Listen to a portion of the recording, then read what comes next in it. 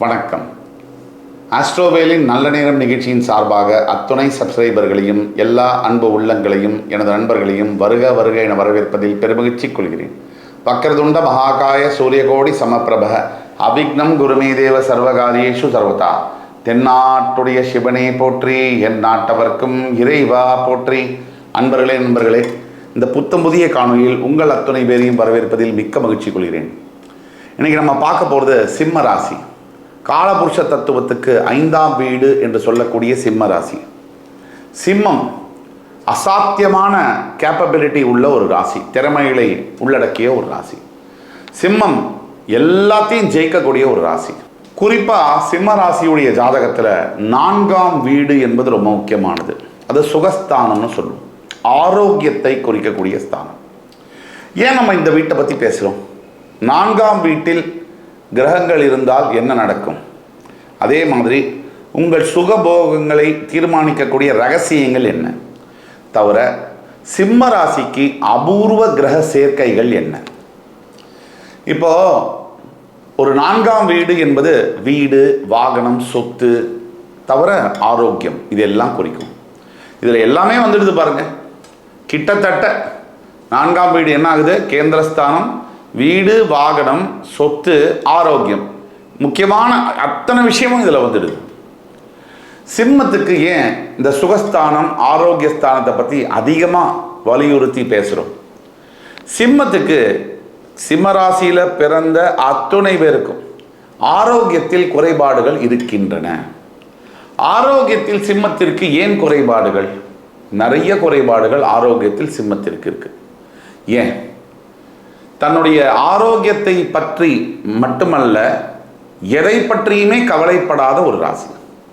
குறிப்பாக ஆரோக்கியத்தை பற்றி கொஞ்சம் கூட கவலைப்படாத ஒரு ராசி. அதனால சிம்மத்துக்கு ஆரோக்கியத்தை பற்றி பேச வேண்டிய அவசியம் இருக்கு.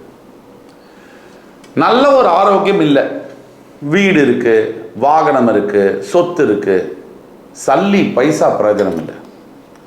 நல்ல ஒரு ஆரோக்கியம் இருக்கு, வீடு இருக்கு இல்லை, வாகனம் இல்லை, சொத்து இல்லை, அப்பையும் பிரச்சனைகள் இருந்தாலும் வாழ்க்கையை வாழ்ந்துட முடியும். அப்போ ஆரோக்கியம் என்பது ரொம்ப முக்கியம்.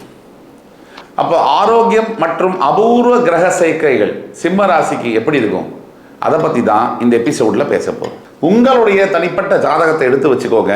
அதுக்காக இப்போ நம்ம சொல்லக்கூடியது அப்படியே பொருந்தும் அப்படின்னு சொல்லிட முடியாது. நாம் சொல்லக்கூடியது பொது பலன்கள். பொருந்தலாம், 75% பொருந்தலாம், 25% பொருந்தாமல் இருக்கலாம். அப்படி அதற்கும் மேல் உங்களுக்கு சந்தேகம் இருக்குன்னா கீழே கொடுக்கப்பட்டுள்ள வாட்ஸ்அப் நம்பரில் எங்களை தொடர்பு கொண்டு பேசும்போது உங்களுக்கான 1-to-1 கன்சல்டேஷன் நாங்கள் ஃபிக்ஸ் பண்ணி நானே உங்கள்கிட்ட நேரடியாக தொடர்பு கொண்டு பேசி உங்களுடைய வாழ்க்கையில் எந்தெந்த பிரச்சனை இருக்குது, அதுக்கு என்ன தீர்வுங்கிறத உறுதியாக தீர்மானமாக சொல்ல முடியும். இப்போ சிம்மராசிக்காரர்களுக்கு உங்களுடைய ராசியாதிபதியான சூரியன் 4ஆம் வீடு சொல்லக்கூடிய விருச்சிகத்தில் இருந்தால் பாரம்பரியம் மிக்க ஒரு குடும்பத்தில் நீங்கள் பிறந்திருப்பீங்க. லெகசின்னு சொல்லுவோம். அப்பா வழியில் வரக்கூடிய சொத்துக்கள் அதிகமாக கிடைக்கும். அப்பாவினால பலன்கள், பாரம்பரியம், பரம்பரையினால மதிப்பு, மரியாதை, அந்தஸ்து கிடைக்கும். இப்போ ஒரு உதாரணத்துக்கு இந்த இடத்துல குரு பகவான் இருக்காருன்னு வச்சுக்கோங்க. சிம்மராசிக்காரர்களுக்கு அம்மாவினுடைய ஆசீர்வாதம் அதிகமாக கிடைக்கும். அம்மாவினுடைய அணைப்பு, அரவணைப்பு, அம்மாவின் சொத்துக்கள், அம்மாவின் சொந்தங்கள் மூலியமாக வரக்கூடிய யோகங்கள் எல்லாம் கிடைக்கும். இதுவே சிம்மராசிக்காரர்களுக்கு 4ஆம் இடத்துல செவ்வாய் கிரகம் இருக்கு அப்படின்னா சில லீகல் ப்ராப்ளம்ஸ் வரக்கூடிய வாய்ப்புகள் இருக்கு. ஆனாலும் கண்டிப்பா அசைக்க முடியாத சொத்துக்கள், அசையா சொத்துக்கள் நிறைய வரும் வாழ்க்கையில். சொந்த ஜாதகத்தில் 4ஆம் வீடு விருச்சிகத்தில் செவ்வாய் இருந்தால் நிறைய அசையா சொத்துக்கள், ஆனால் சட்டத்திற்கு புறம்பான வழியில் வரும். சிம்மராசிக்காரர்களுக்கு 4ஆம் வீடு விருச்சிகத்தில் செவ்வாய் இருந்தால் சட்டத்திற்கு புறம்பான வழியில் உழைச்சு வராது. உழைக்காமல் யாராவது அன்பளிப்பாகவோ லஞ்சமாகவோ வேற வழியிலோ வண்டி, வீடு, வாகனங்கள் வரும். அதுவே சிம்மராசிக்காரர்களுக்கு 4ஆம் வீட்டில் விருச்சிகத்தில் புதன் மட்டும் இருந்துட்டார்னா உச்சக்கட்ட புத்திசாலி, மிக துல்லியமாக கணிக்கக்கூடிய புத்தி திறன்கள். அதே மாதிரி கமிஷன் ஏஜென்ட்ஸ், இடைத்தரகர்களாக இருக்கக்கூடிய யோகங்கள், எந்த ஒரு விஷயத்தையும் புத்தி கூர்மையுடன் பயங்கரமாக அணுகக்கூடிய அனலிட்டிக்கல் பிரெயினுடன் அதிலிருந்து பூந்து வெளியில் வரக்கூடிய யோகம் சிம்ம ராசிக்காரர்களுக்கு விருச்சிகத்தில் புதன் இருந்தால் அமையும். அதே மாதிரி சிம்மத்திற்கு 4ஆம் வீடு என்று சொல்லக்கூடிய விருச்சிகத்தில் சுக்கிர பகவான் இருந்துட்டார். சுகபோகமான வாழ்க்கை, லக்ஸுரியான லைஃப், கேட்கறதுக்கு முன்னாடியே தட்டில் இருக்கும். எது வேணுமோ, எனக்கு இனிப்பு வேணும், பலகாரம் வேணும், ஜூஸ் வேணும் குடிக்க, இந்த இடத்துக்கு போகணும் வரணும், இதை வாங்கணும், சுலபமாக வாழ்க்கை, ரொம்ப சொகுசான வாழ்க்கை. இது சிம்மராசியாக இருந்து 4ஆம் வீட்டில் சுக்கிர பகவான் இருந்து விட்டார். இப்போ நாம் சொல்லக்கூடியது இல்லை, உங்களுக்கு வேற மாதிரி பலன்கள் இருக்குன்னா பிறப்பு ஜாதகத்தில் ஃபுல்லாக பார்க்கணும், பார்த்து அதை நிவர்த்தி செய்யணும். ஆக உங்களுக்கு சந்தேகம் இருக்குன்னா கீழே கொடுக்கக்கூடிய வாட்ஸ்அப் நம்பரில் எங்களை தொடர்பு கொண்டு பேசினா 1-to-1 கன்சல்டேஷன் பண்ணி உங்களுக்கான ஜாதகத்தை பார்த்து துல்லியமான பலனை கண்டிப்பாக தர இயலும். அதுவே சிம்மராசிக்காரர்களுக்கு 4ஆம் பாவம் என்று சொல்லக்கூடிய விருச்சிகத்தில் சனி பகவான் அமர்ந்து விட்டால் அந்த வாழ்க்கை ஃபுல்லாக மனபாரம், ஏதோ மனசில் போட்டு குடையிற மாதிரி இருக்கும். அம்மாவுடைய ஹெல்த்தில் கவனங்கள் தேவை. தான் சொந்த ஆரோக்கியத்தில் கூட எப்போ பார்த்தாலும் ஏதாவது ஒரு பிரச்சனைகளை கொடுத்துக்கிட்டே இருக்கும். அதை மருத்துவர்கிட்ட போய் கவனம் பண்ணிக்கிட்டே இருக்கணும். கவலைப்படுறதுக்கு ஒன்றும் இல்லைனாலும் வீடு நிலங்கள் சொத்து வாங்கும் போது வில்லங்கம் இல்லாமல் வாங்கணும் அப்படிங்கிறத கரெக்டாக கவனித்து வாங்கணும். அதுவே சிம்மராசி என்பவர்களுக்கு 4இல் ராகு இருந்து விட்டால் அபரிமிதமான ஆற்றல், பயங்கர அளவற்ற ஆசைகள் இதெல்லாம் இருக்கும். விருச்சிக ராகு சிம்மராசி என்பவர்களுக்கு இருக்குமே ஆனால் பிறப்பு ஜாதகத்தில் உங்களை மாதிரி எஃபிஷியண்ட்டாக எவ்வளோ பெரிய சேலஞ்சையும் ஹேண்டில் பண்ணக்கூடியவர்களை பார்க்கவே முடியாது. உள்ள பூந்து நுழைஞ்சு வெளியே வந்துடுவீங்க. இதுதான் 4இல் விருச்சிக ராகு இருக்கும் போது சிம்மராசி அன்பர்களுக்கு வரக்கூடிய யோகம். உங்களுக்கு அப்படின்னா எது மேலேயும் அட்டாச்மெண்ட் இருக்காது, எதை பற்றியும் கவலையும் இருக்காது, உங்களுடைய வாழ்க்கையில் எது மேலேயும் ஆசையும் இருக்காது. எந்நேரமும் சாமி, கோவில், இல்லை ஆன்மீகம், இல்லை தெய்வீகம், இல்லை தத்துவங்கள், இப்படி ஏதாவது ஒன்று பிடிச்சிக்குவீங்களே தவிர உலக வாழ்க்கை மேலே அதிகமான நாட்டங்கள் இருக்காது. சிம்மராசி என்பவர்களுக்கு 8ஆம் வீடு மீனராசி, அந்த இதில் குருவும் சனியும் இருந்தால் கல்யாணம் நடக்கிறதுல மிகப்பெரிய சிரமம், தள்ளி தள்ளி போகுது திருமணம்.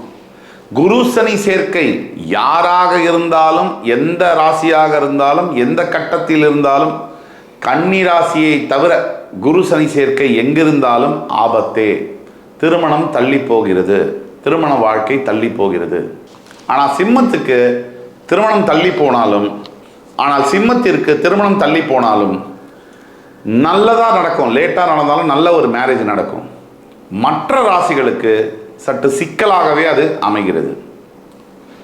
சூரியனும் செவ்வாயும் சேர்ந்து சிம்மராசிக்கு 5, 9, 10, 11 இந்த இடங்களில் அமைஞ்சிட்டால் அதிகார பலம் என்பது ரொம்ப கிடைக்கும். ஒரு நாட்டையே நிர்வாகம் பண்ணக்கூடிய அதிகாரம் கிடைக்கும். சிம்ம ராசிக்காரர்களுக்கு சூரியனும் செவ்வாயும் சேர்ந்து 5, 9, 10, 11ஆம் இடங்களில் அமர்ந்து விட்டால் அவர்களுடைய அதிகார பலம், அதிகாரப்பூர்வமாக அழுத்தமான பலங்கள் கிடைக்கக்கூடிய வாய்ப்புகள் 100% உண்டு. அதே மாதிரி புதன் சிம்மராசிக்கு 1, 4, 6, 9 இந்த இடங்களில் அமர்ந்து விட்டால் சிம்மராசிக்காரர்கள் தன்னுடைய சொந்த முயற்சியினால், சொந்த புத்திசாலித்தனத்தை யூஸ் பண்ணி பெரிய இடத்தை பிடிப்பீங்க. அதே மாதிரி குரு கேது இந்த சேர்க்கை சிம்மராசிக்காரர்களுக்கு ஒரு அபூர்வ சேர்க்கையாகும். 1, 5, 9ஆம் வீடுகளில் சிம்மராசிக்காரர்களுக்கு குரு கேது சேர்க்கை வந்துருச்சுன்னா பெட்டு பண்ணி சேலஞ்சு பண்ணி சொல்ல முடியும், அவங்க கோடீஸ்வரராக மாறுவார்கள், வாழ்க்கையில் கோடீஸ்வரர்களாக உருவெடுப்பார்கள். ஆக சிம்மராசி என்பவர்களுக்கு உங்களுடைய 4ஆம் வீட்டில் அமையக்கூடிய கிரகம் ரொம்ப முக்கியமான கிரகம்.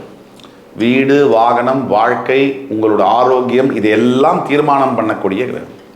உங்களுடைய பிறப்பு ஜாதகத்தில் என்ன மாதிரி கிரகம் அமைஞ்சிருக்கு, அதற்கான துல்லியமான பலன் என்ன அப்படின்னு தெரிஞ்சுக்கணும்னா கீழே கொடுக்குள்ள வாட்ஸ்அப் நம்பரில் எங்களை தொடர்பு கொண்டு உங்களுக்கும் எனக்கும் 1-to-1 கன்சல்டேஷன் செய்து உங்களுக்கு சரியான விதத்தில் அட்வைஸ் சொல்ல முடியும். உங்களுக்கான பரிகாரம் இப்போதைக்கு அஷ்டமத்து சனி காலகட்டங்களில் மெடிடேஷன், தியானம் என்பது முக்கியமான பரிகாரம். அது தவிர சிம்மராசி என்பர்கள் தொடர்ந்து சிவ ஆலயங்களுக்கு போய் தர்ம காரியங்களை செய்ய வேண்டும். இதை செய்ய செய்ய அஷ்டம சனியுடைய தாக்குதல்கள் கம்ப்ளீட்டாக அகலும். என் இனிய சிம்மராசி அன்பர்களே, இந்த எபிசோடு உங்களுக்கு பிடிச்சிருக்கும்னு நம்புகிறேன். அடுத்து வரும் காணொலியில் வேறொரு சந்தர்ப்பத்தில் மறுபடியும் உங்கள் எல்லோரையும் சந்திக்கும் வரை உங்களிடம் விடைபெறுவது உங்கள் சுபாஷ் பாலகிருஷ்ணன். நன்றி, வணக்கம், வாழ்க வளமுடன்.